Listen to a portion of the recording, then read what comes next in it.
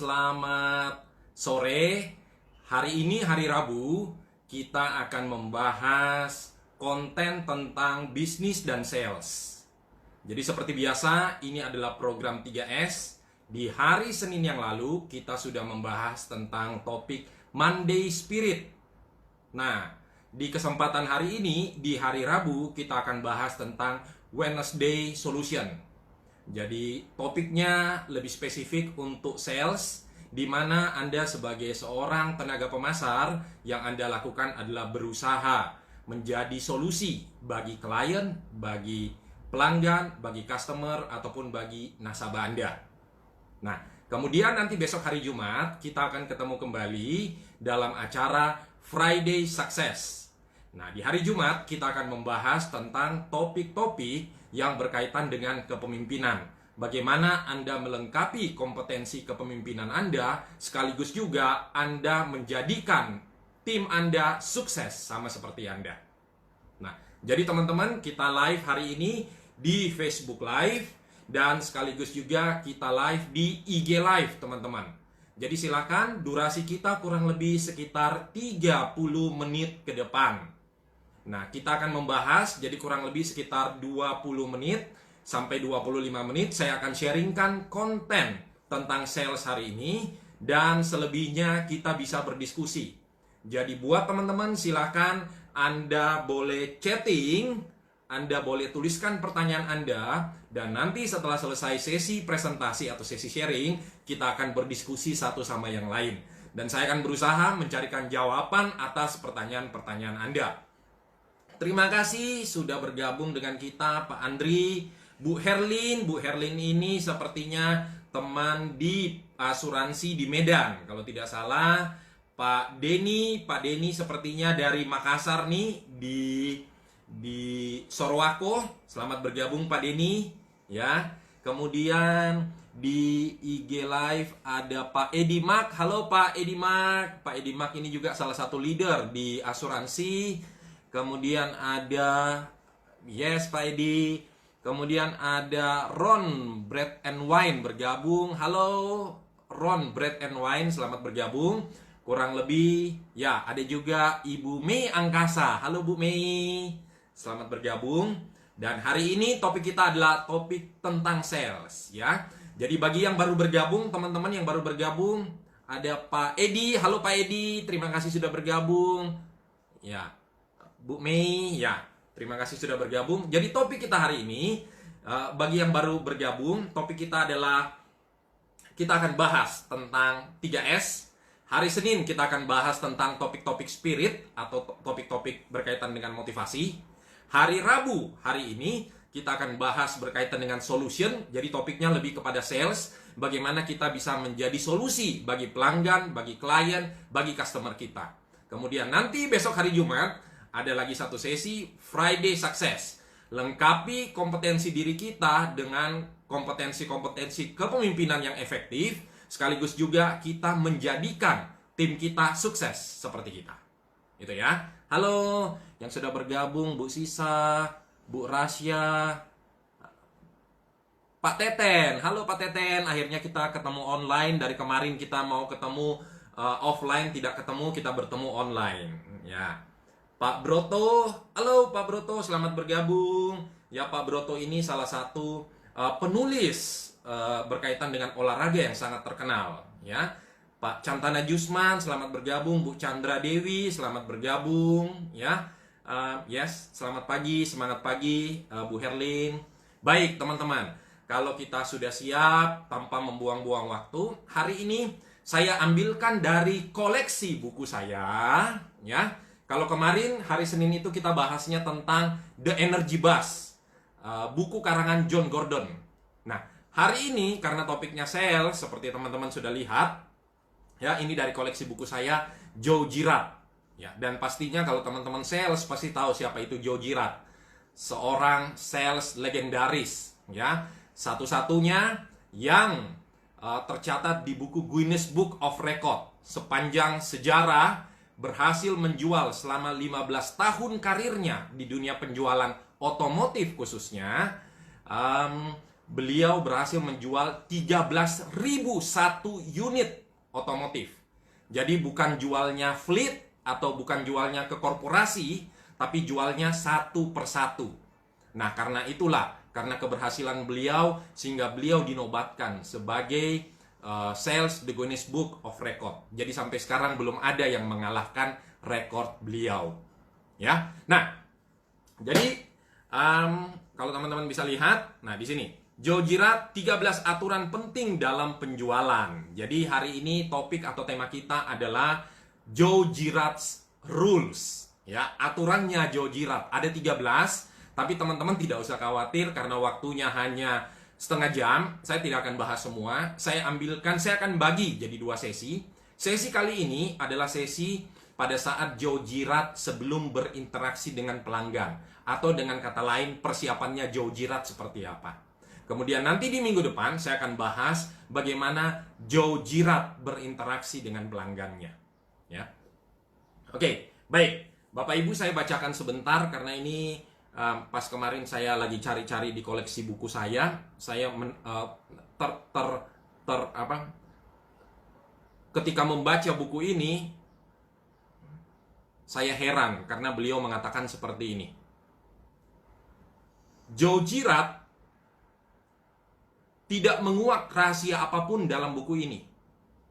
Ia hanya membagikan 13 aturan yang mengantarnya hingga dinobatkan menjadi wiraniaga terhebat sedunia oleh Guinness Book of World Records dan sudah diaudit oleh firma akuntansi Deloitte & Touch. Dia berhasil menjual 13.001 mobil baru secara eceran, jadi secara retail ya Bapak Ibu ya. Kemudian sepanjang 15 tahun karirnya sebagai wiraniaga, rekor ini belum pernah terpatahkan. Nah, jadi pengantar di bukunya, ini yang menarik, dia ngomong seperti ini. Saat pertama melihat buku ini toko buku, coba amati beberapa buku lain yang ada di sekeliling Bapak Ibu. Oke? Hampir pasti Anda akan menemukan beberapa judul yang menjanjikan dunia kepada Anda. Dengan langkah dan rumus rahasia menurut kekayaan dan ganjaran yang tak terkira dan mengklaim ditulis oleh para pakar. Jadi kadang-kadang kalau kita lihat toko buku di Gramedia atau di toko buku di luar sana, judul-judul bukunya itu fantastik atau bombastis. Rahasia penjualan, rahasia kesuksesan, rahasia kekayaan. Gitu ya, rahasia semua. Nah, kalau Joe Girard, dia bilang tidak ada rahasia di situ. Dia cuma membagikan apa yang dia praktekkan dan lakukan secara konsisten dan disiplin selama 15 tahun karirnya. Jadi, nah, habis itu, kapan saja Anda melihat buku-buku seperti itu, mulailah dengan mengajukan pertanyaan-pertanyaan berikut pada diri Anda. Apakah buku-buku tersebut ditulis oleh mereka yang pernah benar-benar mengalaminya sendiri? Artinya, apakah mereka mempraktekkan, apakah mereka melakukan, sehingga menjadi bukti hidup itu adalah keberhasilan mereka? Apa klaim tersebut sekedar teori kosong atau memang benar-benar efektif?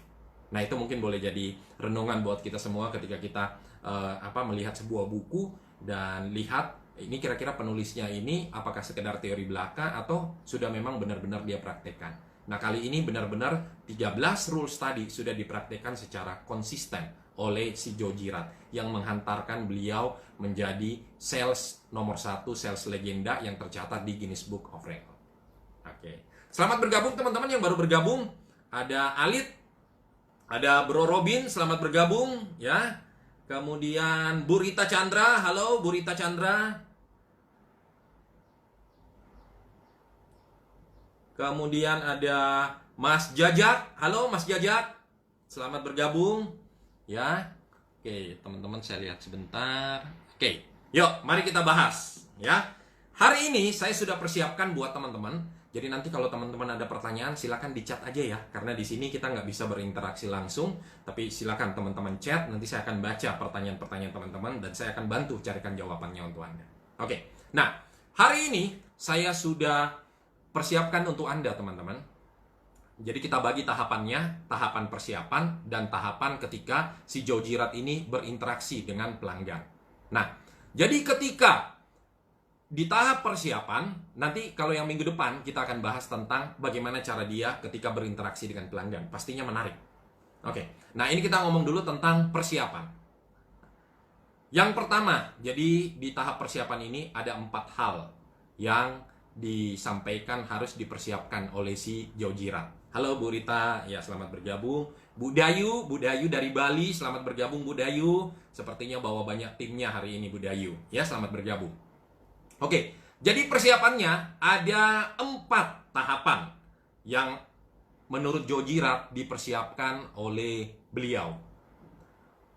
Nah, yang pertama beliau katakan adalah bahwa di tahap persiapan harus menumbuhkan dan menjaga yang namanya sikap positif.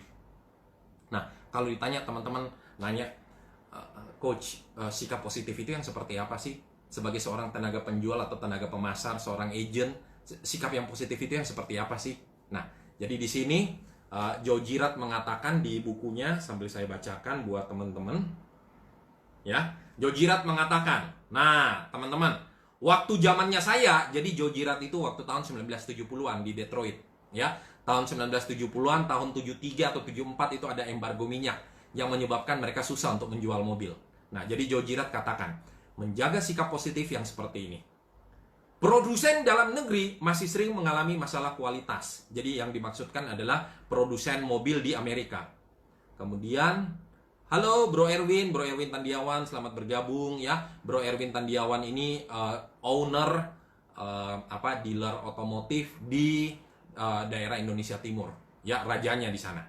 Selamat bergabung Bro Erwin. Nah, kemudian Jojirat mengatakan, penarikan kembali jutaan mobil biasa terjadi setiap tahun di dalam industri mobil. Jadi artinya karena kualitas yang buruk, makanya terjadi penarikan mobil, jutaan mobil setiap tahun di dalam industri mobil. Tentunya ini membuat orang kecewa. Jadi kalau orang kecewa terhadap produk dalam negeri mereka sendiri, tentunya mereka tidak akan membeli lagi. Kemudian, saya menyaksikan bangkitnya produsen asal Jepang seperti Toyota dan Honda menginvasi pasar Amerika. Kemudian konsumen yang frustasi dan marah mulai berbondong-bondong beralih ke mobil-mobil import ini. Jadi bisa dibandingkan waktu itu Jojirat sebagai salesnya General Motors yang harus menjual produk-produknya General Motors. Nah, ini dia melihat bahwa ternyata banyak kekecewaan yang dialami oleh pelanggan-pelanggan atau konsumen-konsumen pembeli produk otomotif. Nah, terus habis itu Jojirat ngomong apa? Kita semua menghadapi masalah yang sama. Kita semua menghadapi rintangan yang sama. Semua penjual di dalam negeri mengalami hal yang sama.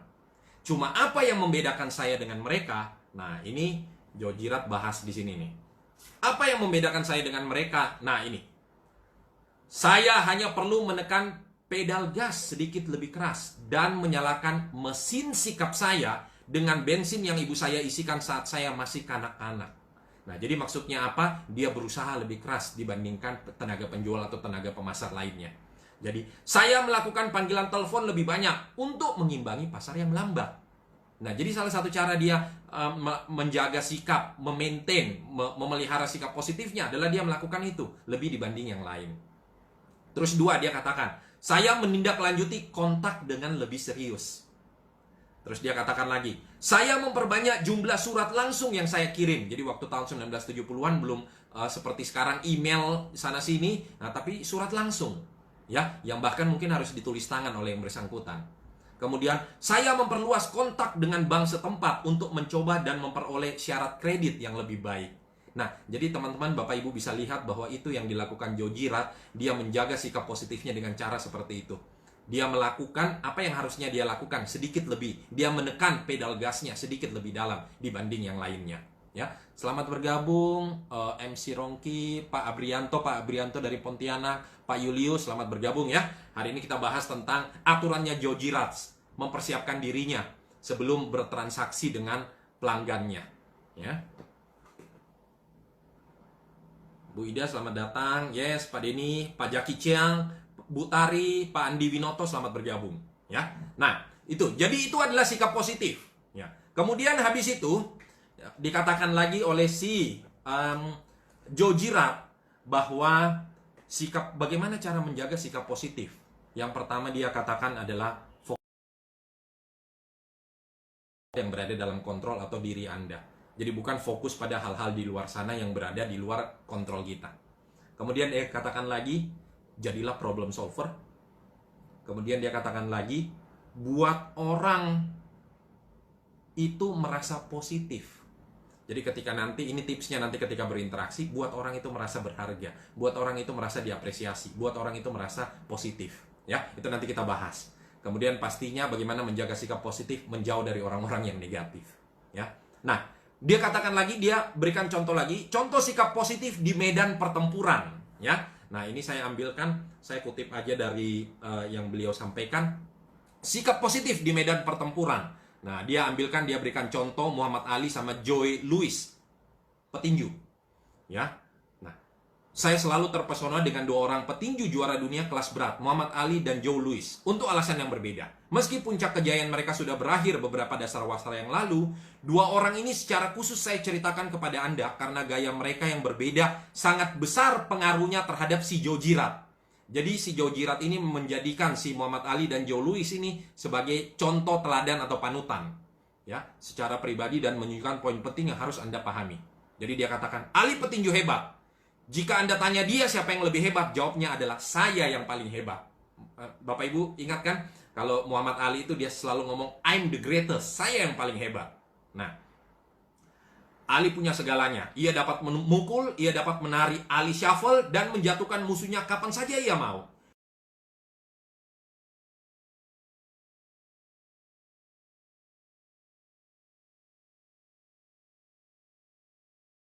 Terbang seperti kupu-kupu, fly like a bee, fly like a butterfly, sting like a bee, menyengat seperti lebah. Jika ia meramal lawannya akan jatuh dalam 3 ronde, orang itu jatuh 3 ronde. Bagi banyak orang, gayanya terdengar congkak dan arogan, hingga hampir semua orang, pers dan publik ingin melihatnya mencium kanvas setelah terkena uppercut telak. Nah, tapi apa rahasianya kenapa si Muhammad Ali itu selalu dia mengatakan I'm the greatest? Nah, itu ternyata adalah salah satu cara dia melakukan afirmasi terhadap dirinya, supaya ketika dia memasuki medan pertarungan atau ring tinju, dia merasa sangat positif. Dan dia merasa sangat bersemangat, dan dia merasa sangat termotivasi. Nah, itu salah satu contoh afirmasi yang dia katakan, I'm the greatest, saya paling hebat. Nah, jadi teman-teman juga menjaga sikap positif. Anda pastinya tentu punya afirmasi masing-masing. Nah, silakan, afirmasi apa kira-kira yang cocok untuk Anda? Apakah seperti Muhammad Ali, I'm the greatest? Silakan, ya. Nah, kenyataannya Muhammad Ali bukanlah mencela semua orang. Ia pintar. Yang sebenarnya ia lakukan adalah mengangkat moralnya sendiri ke langit sikap positif yang tinggi, sehingga ia percaya tidak mungkin ia kalah bertarung. Nah, jadi itu adalah salah satu cara bagaimana Ali menjaga sikap positifnya. Ya. Nah, moralnya begitu tinggi ketika ia memasuki ring, pikiran dan badannya menyatu. Begitu aliran adrenalin di dalam dirinya mematuhi setiap perintahnya. Tidak seorang pun pernah mencapai tingkat motivasi setinggi itu di atas ring. Nah, itulah makanya kenapa Muhammad Ali bisa menjadi juara sejati di tinju kelas berat. Ya. Nah, satu lagi contohnya yang dikatakan oleh Joe Girard, Joe Louis. Sisi lain adalah petinju paling bernyali yang pernah saya temui. Ia jauh lebih sederhana dan bertinju saat hadiah uang yang diperebutkan jauh lebih sedikit. Joe petinju yang cerdas. Dia dikenal sebagai pengebom coklat dari Detroit. Ya, jadi Joe Girard ini juga dari Detroit. Julukannya adalah semangat dan keteguhan hati untuk bangkit dari kanvas dan melanjutkan pertarungan. Nah, jadi Joe Girard ini adalah Joe Girard, wajahnya sudah mencium lantai, grogi, menderita, hidung dan matanya berdarah, mendengar wasit menghitung sebelum ia dinyatakan kalah. Nah, tetapi si Joe Louis ini semangatnya pantang menyerah. Kalau orang biasa mungkin kira-kira sama seperti kita, mungkin akan ngomong seperti ini, ya udahlah, kali ini nggak apa-apa. Besok kita bertanding lagi. Besok kita lakukan lagi. Nah, tapi kalau si Joe Louis ini nggak ada yang namanya besok. Jadi pada saat itu ketika dia masih bisa bangkit, dia akan paksakan dirinya untuk bangkit dan melanjutkan pertandingan. Nah, jadi semangatnya dari si Joe Louis ini yang tidak pernah mengalah di dalam pertandingan, itu yang dijadikan teladan contoh sikap positif oleh si Joe Girard. Nah, menarik ya teman-teman ya. Ternyata si Joe Girard juga sebagai seorang salesman legendaris ternyata juga punya 2 contoh teladan atau panutan. Ya, oke. Nah, jadi itu adalah yang pertama teman-teman, seperti yang sudah kita bahas adalah bagaimana Joe Girard katakan di dalam persiapan selalu jaga, selalu bangun sikap positif. Nah, bagaimana caranya bangun sikap positif? Ya seperti tadi yang sudah dia katakan adalah lakukan lebih dan melakukan afirmasi dan juga sekaligus juga mengambil contoh dari orang-orang yang berhasil, yang sudah sukses dari sisi keuletan, keteguhan, semangat dan motivasinya. Itu ya. Oke. Selamat bergabung Pak Rifandi Tambunan. Halo. Yes, Pak Rifandi ini salah satu leader yang ada di Jakarta. Ya, Pak Wibi, bagaimana membedakan afirmasi dengan sifat. Oke. Nanti sambil oh ya, ini sambil saya jawab aja ya. Pak Rian selamat bergabung ya. Pak Suta Victory selamat bergabung. Yes. Ya. Nah, jadi bagaimana membedakan afirmasi dengan sifat sombong? Jadi balik lagi, afirmasi atau sifat sombong seperti tadi yang dilakukan oleh si Muhammad Ali, afirmasi I'm the greatest bagi banyak orang itu sebenarnya mungkin terdengar sombong atau congkak. Tapi sebenarnya yang dia lakukan adalah melakukan afirmasi itu terhadap dirinya sendiri. Nah, jadi sama seperti tadi, apakah sombong atau tidak? Mungkin sombong ketika dilihat oleh orang lain. Wah, kok dia sombong amat sih? Nah, tapi sebenarnya bagi kita tidak. Nah, jadi tugas kita adalah melakukan afirmasi-afirmasi terlepas apapun itu, sepanjang afirmasi-afirmasi tersebut bisa mengangkat moral, semangat, spirit kita, silakan lakukan. Terlepas daripada orang lain mau mengatakan apakah itu sombong atau tidak jadi masalah. Toh, saya tidak berhutang pada orang tersebut, toh dia tidak membantu saya apa-apa, dan ketika afirmasi saya tersebut berhasil, nah itu untuk diri saya sendiri. Jadi silakan, afirmasi apapun harusnya tidak jadi masalah ketika Anda melakukan afirmasi, sepanjang afirmasi tersebut membantu Anda mencapai tujuan, target, ataupun goal Anda. Ya, oke Pak Varian, yes, Bro Rian, Maxwan, selamat bergabung ya. Oke, saya lanjut dulu, teman-teman. Yes, Muhammad Arif, Pak Muhammad Arif dari Surabaya, Pak Oma Ijo, Bu Tari, selamat bergabung ya. Pak Bumantara, halo Pak Bumantara. Pak Bumantara ini yang di Riau, ya, beliau di salah satu site pabrik kertas, salah satu yang terbesar di Indonesia. Bu Soraya, halo. Oh oke, ini ada pertanyaan langsung, ada yang sudah langsung nanya. Pak San, Klub Yuku, Pak Aditya, halo Pak Aditya. Yes, ini ada yang nanya, Pak Denny, Pak, bagaimana mengatasi rintangan di luar kontrol? Adakah kerangka yang lebih simpel sehingga saat itu bisa diatasi? Oke, rintangan di luar kontrol. Lihat dulu sebentar. Rintangan itu seperti apa? Rintangan itu ketika kita ngomong di luar kontrol kita, apakah perlu kita fokuskan perhatian kita ke situ atau tidak? Contoh sederhana seperti ini. Misalnya, ketika kita mengatakan bahwa, wah, daya beli masyarakat di tengah pandemi seperti ini menurun. Daya beli melambat, tidak ada orang yang mau membeli produk saya karena keuangan mereka sendiri juga sulit. Nah, itu kan hal-hal yang berada di luar kontrol kita ya, contohnya Pak Denny. Nah, ketika itu hal-hal di luar kontrol kita, pertanyaannya adalah apakah Pak Denny perlu fokus pada hal tersebut atau tidak? Karena ketika kita fokus pada hal tersebut, yang terjadi malah kita frustasi sendiri, Pak Denny. Nah, jadi apa yang harus kita lakukan? Alih-alih daripada fokus pada hal-hal yang di luar kendali kontrol, yang berada di luar jangkauan kita fokus pada apa yang bisa kita lakukan. Nah, jadi misalnya contoh, ya seperti si Joe Girard tadi, dia mencontohkan, ya bisnis ekonomi di Amerika semua saat itu melambat. Tapi apa yang dia lakukan? Dia menelpon lebih banyak, dia menyiapkan lebih baik, dia menjalin hubungan lebih luas dengan orang-orang dari banking, dan yang memberikan kredit, multi finance kalau kita sebut sekarang, dan lain sebagainya. Nah, mungkin itu yang dimaksud hal-hal atau rintangan yang berada di luar kontrol kita. Nah, yang kedua, kalau hal tersebut rintangan di luar kontrol dan memang harus rintangan tersebut di luar kontrol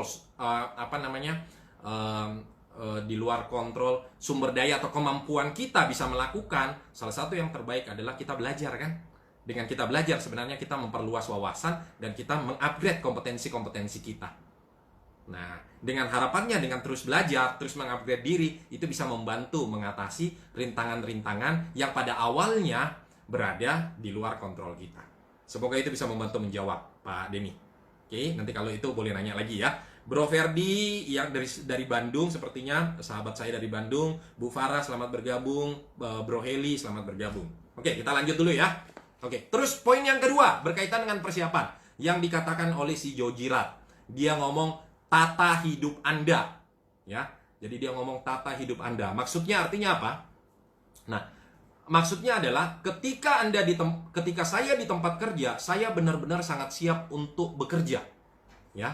Nah, jadi dikatakan di sini di bukunya beliau. Nah, nih. Jadi, ketika saya berada di tempat kerja, yang saya lakukan adalah saya benar-benar fokus pada pekerjaan saya. Saya melakukan lebih banyak pekerjaan yang mendatangkan uang. Misalnya contoh, saya lebih banyak melakukan yang namanya memprospek. Saya lebih banyak melakukan yang namanya membuat janji. Saya melakukan yang namanya menjaga kontak dengan pelanggan lama lewat telepon dan email. Nah, itu yang dia lakukan. Kemudian, saya mengurangi melakukan ya hal-hal yang membuang waktu mengerjakan pekerjaan administrasi yang tidak pernah selesai. Nah, untuk itu dia punya sekretaris untuk membantu dia. Terus dia mengurangi membuang waktu dengan wiraniaga lain. Saya hanya makan siang dengan bankir dan pelanggan saya, yaitu orang-orang yang bisa membantu saya. Nah, itu. Jadi, tata hidup maksudnya adalah melakukan lebih banyak hal-hal yang membantu kesuksesan Anda dan mengurangi hal-hal yang bisa membuat Anda menjauh daripada target, goal, atau tujuan Anda. Halo Bu Novi, selamat Pak Roni ya, selamat bergabung. Kemudian habis itu, nah, apa yang dilakukan oleh Joe Girard menata hidup, yang dia lakukan itu adalah, nah ini berkaitan dengan menata hidup. Rutinitas atau disiplinnya, jam 7.45 sampai kantor. Yang lain belum sampai, dia sudah berada di sana. Jam 8 pagi periksa dokumen, persiapan segala sesuatu. Jam 9 sampai 11.45 cari pelanggan, follow up, telepon. Luangkan waktu 15 menit setiap hari mengunjungi area servis. 12.15 lihat catatan. 12.30 siang makan siang setengah jam di kantor. Jadi alih-alih daripada keluar ngerumpi bersama dengan wiraniaga lainnya, yang dilakukan oleh Joe Girard adalah makan siang, bekal yang dibawa dari rumah yang dipersiapkan oleh istri, makannya di kantor, cuma setengah jam. Habis itu lanjut jam 1 sampai jam 6, lanjutkan cari pelanggan, follow up, tindak lanjut, dan lain sebagainya. Jam 6.15, review. 18.30 periksa agenda untuk janji besok hari. 18.45 baru berkemas dan pulang untuk bersama dengan keluarga.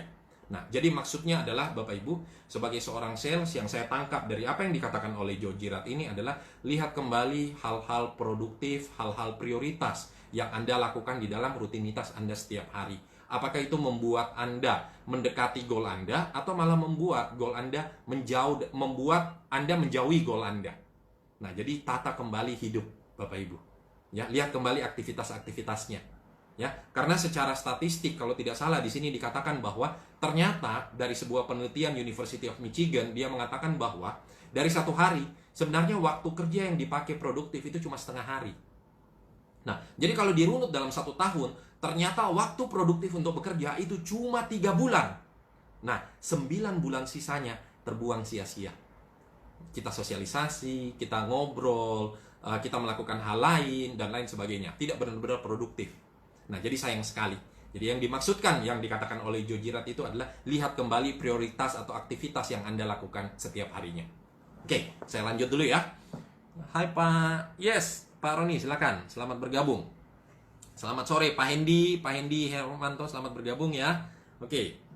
Pak Denny, yes, Pak Denny. Bu Noviana Hasan, leader dari Bali nih. Jeffrey, ya, teman saya waktu kuliah dulu di UK, ya. Dia, he is Malaysian, ya, dari Malaysia. Hey Jeffrey, yes, Bu Noviana, selamat bergabung. Saya lanjut ya, Bapak Ibu ya. Tipsnya tadi sudah 2. Nah, tips yang ketiga. Nah, di Joe Girard mengatakan bahwa tips yang ketiga itu adalah fokus. Ya. Jadi persiapan, ini masih ngomong persiapan, belum berinteraksi dengan pelanggan, customer, nasabah, klien Anda, ya. Nah, Joe Girard mengatakan, di tempat kerja ya bekerja. Jadi ketika Anda berada di tempat kerja, fokuskan, benar-benar berada di sana. Ketika Anda ketemu dengan pelanggan, ya Anda benar-benar fokuskan berhadapan dengan pelanggan tersebut. Ya, jadi jangan melakukan sesuatu yang lain. Berempati, mendengarkan, nyimak ya dengan pelanggan tersebut. Kasih waktu Anda, kasih totalitas Anda kepada pelanggan tersebut, ya. Nah, di sini. Nah, jadi di tempat kerja bekerja, terus habis itu ini ada tipsnya dia katakan sebentar. Ya. Nah, dia katakan salah satu contohnya, misalnya dia katakan, makan siang dengan orang yang bisa bantu Anda, bukan dengan wiraniaga lainnya. Jadi misalnya yang dia lakukan itu adalah kalau dia lunch, dia lebih memilih makan siang dengan orang-orang bagian servis. Kenapa dengan orang-orang bagian servis? Karena kalau mobil, kalau ada kerusakan pasti dibawa ke bengkel. Nah, dia memastikan bahwa pelanggan-pelanggan dia semua itu mendapatkan maintenance, mendapatkan perawatan, mendapatkan servis terbaik. Nah, bagaimana supaya pelanggannya bisa mendapatkan servis terbaik? Tentunya dia harus menjalin relasi atau hubungan dengan orang-orang bagian servis. Nah, jadi ketika dia sudah bisa memenangkan hatinya orang-orang bagian servis, tentunya orang-orang bagian servis akan totalitas bantu dia.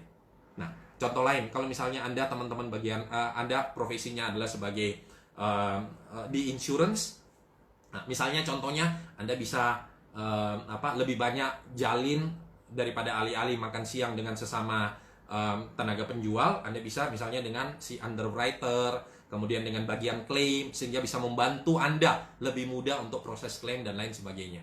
Kalaupun Anda misalnya dengan properti, Anda di bidang industri properti, Anda bisa melakukan juga, Anda makan siang dengan orang-orang PPAT, pejabat pembuat akta tanah, dengan orang-orang di sana. Karena mereka yang akan membantu untuk hal-hal yang berhubungan dengan hukum, ya, atau peraturan perundangan. Ataupun bisa juga dengan bengkel, karena kan Anda mendapatkan dana dari sana. Ya, nah itu caranya dia adalah tips yang ketiga selain tadi, yang kedua tata hidup, yang ketiga adalah fokus lakukan hal-hal yang membantu Anda mencapai target atau tujuan Anda.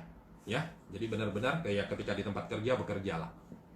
Nah, kemudian yang terakhir Bapak Ibu, di sini Joe Girard mengatakan yang terakhir tahap persiapan, masih tahap persiapan. Ya, Hai Takada Keigo. Takada Keigo ini teman saya dari waktu kuliah di UK dulu. He is Japanese. Hai Takada Keigo. Ya. Oke, kita lanjut dulu. Nah, yang keempat masih berkaitan dengan tahap persiapan, Bapak Ibu, dia ngomong adalah jangan lupa. Salah satu hal yang paling penting adalah penampilan. Ya. Jadi penampilan itu maksudnya di sini Joe Girard mengatakan bahwa orang tidak sekedar membeli mobil, orang membeli saya.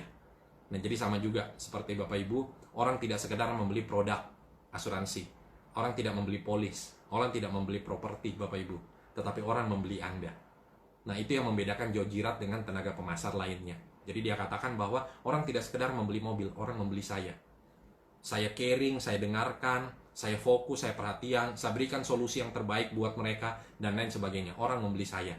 Orang tidak perlu khawatir, mobil mogok, servisnya pasti langsung prioritas utama buat mereka. Nah, jadi maksudnya penampilan di sini Bapak Ibu bukan cuma sekedar penampilan secara fisik, walaupun penampilan secara fisik itu penting juga Bapak Ibu ya. Karena sebelum turun ke hati, orang kan akan lihat dulu dari mata. Ya, orang akan melihat Anda sebelum turun ke bertransaksi dengan Anda. Nah,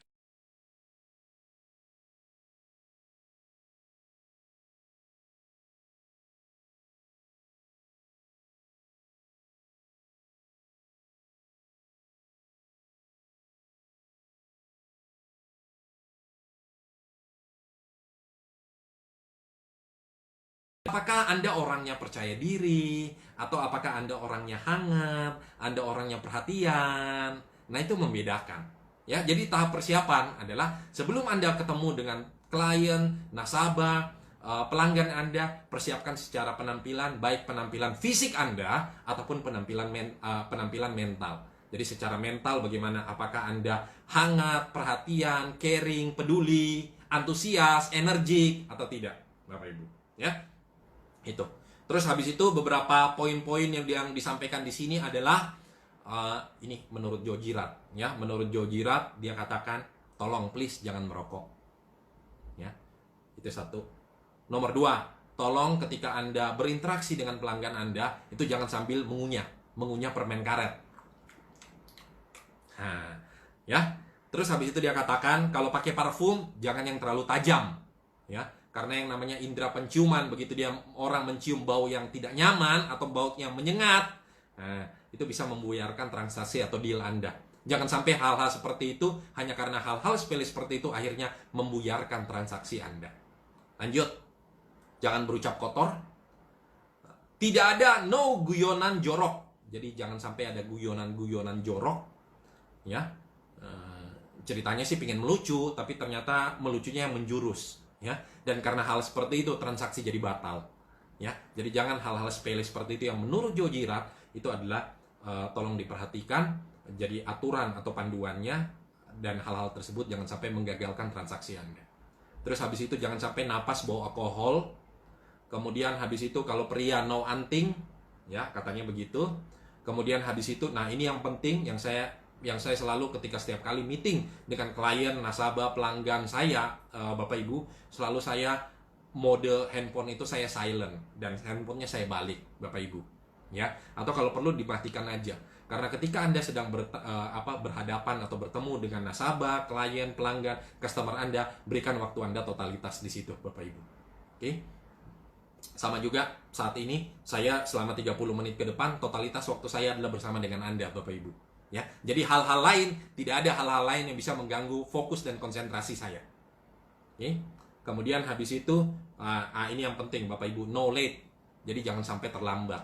Ya, satu, ketika Anda terlambat itu sudah menunjukkan artinya apa? Berarti orang ini tidak konsisten, tidak bisa dipercaya, dia tidak disiplin, dia tidak memegang janji dan lain sebagainya. Hal sepele saja seperti itu bisa jadi menggagalkan transaksi Anda. Ya, hal kecil saja tidak bisa dia tepati, apalagi hal besar. Jangan-jangan dia menjanjikan mobil saya bisa diservis dalam 1 kali 24 jam, ternyata molor jadi 1 minggu. Jangan-jangan dia menjanjikan bahwa polis saya akan diantar hari ini, ternyata tidak sampai berbulan-bulan, dan lain sebagainya. Ketika dia menjanjikan bahwa, oh kalau ada kerusakan seperti ini bisa diklaim dan lain sebagainya, tapi ternyata malah tidak bisa diklaim dan lain sebagainya. Ya, nah jadi jangan sampai hal seperti itu bisa menggagalkan transaksi Anda. Oke? Nah, itu Bapak Ibu poin-poin, dan saya rasa waktunya sudah tidak terasa. Kita sudah lebih dari setengah jam. Niat saya sih selalu setengah jam saja supaya tidak terlalu panjang. Tapi ternyata waktunya sudah lewat. Jadi silakan Bapak Ibu, saya akan rangkum poin-poin pembelajaran hari ini. Kita masih di tahap persiapan Bapak Ibu. Jadi yang pertama Bapak Ibu adalah bangun sikap positif, jaga sikap positif. Terus yang kedua itu adalah tata kembali hidup Bapak Ibu, lihat kembali prioritas-prioritas kerja atau rutinitas yang Bapak Ibu lakukan. Kemudian yang ketiga, fokus. Jadi kalau di tempat kerja benar-benar bekerjalah, ya, tidak melakukan aktivitas yang lain. Ya, termasuk tadi ketika Anda harus bersosialisasi, yang dikatakan oleh Joe Girard adalah bersosialisasilah dengan orang-orang yang bisa membantu Anda khususnya. Oke, terus yang keempat, jangan lupa Bapak Ibu berkaitan dengan penampilan. Kalau di sini yang saya pahami dari yang dikatakan Joe Girard itu adalah penampilan ada dua, penampilan secara fisik kita, Bapak Ibu. Karena sebelum orang mau bertransaksi, orang akan menilai penampilan kita, dan yang kedua adalah secara mental. Ya, jadi attitude kita, caring kita, cara kita peduli, cara kita berempati, cara kita ngobrol dan lain sebagainya, eye contact, antusiasme kita, energi kita, dan lain sebagainya.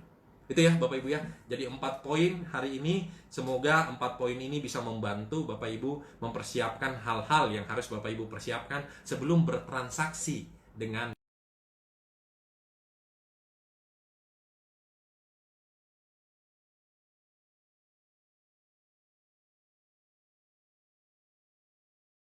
jawab Bapak Ibu. Mungkin Bapak Ibu bisa chat kembali, Pak Putra saya udah nanya tadi di atas cuma belum dijawab. Silahkan ya, saya akan pelan-pelan scroll satu persatu supaya bisa membantu menjawabkan pertanyaan-pertanyaan dari Bapak Ibu.